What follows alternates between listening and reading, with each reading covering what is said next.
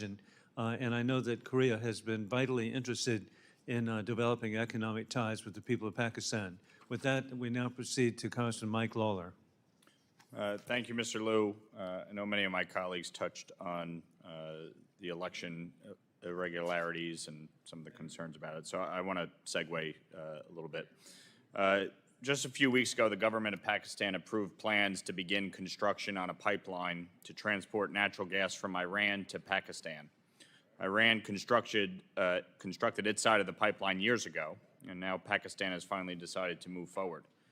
Mr. Liu, do you view this pipeline as Pakistan aligning itself with Iran? I mean, it's a really interesting question, Representative Lawler, because Pakistan and Iran just traded missile and drone strikes a few weeks ago. So it is been true over time that Pakistan and Iran have had ups and downs in their relationship. They're at a pretty low point today. We are tracking this planned pipeline between Iran and Pakistan. Honestly, I don't know where the financing for such a project would come from. I don't think many international donors would be interested in funding such an endeavor. We've also not heard from the government of Pakistan a desire for a waiver of American sanctions that would certainly result from such a project. Instead, what we are undertaking in the administration is to have a conversation with Pakistan. What are Pakistan's other alternatives? How can we compete for that business? Where can they find other non-Iranian sources of natural gas? And how can we help Pakistan think about the transition to clean energy? Pakistan's very interested in providing energy through solar, through wind, through hydro. How can that begin to replace their dependence on coal and other hydrocarbons? Okay.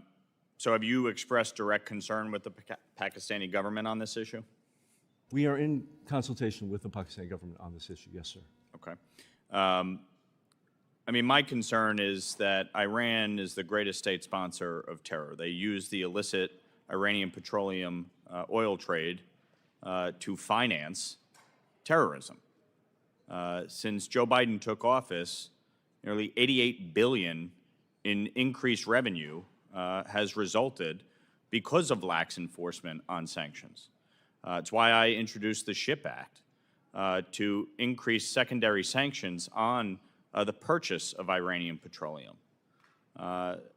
It passed through the House overwhelmingly with bipartisan support and has since stalled in the Senate because the White House doesn't want it. So from my vantage point, when we talk about other alternatives that Pakistan may be able to engage on, why don't we start by cracking down on the illicit oil trade? Why is the administration taking a very lax approach to cracking down on Iranian petroleum? Sir, the administration will uphold both the letter and the spirit of all sanction laws, particularly those related to Iran. You think an increase of $88 billion in revenue is upholding the letter and spirit of the law?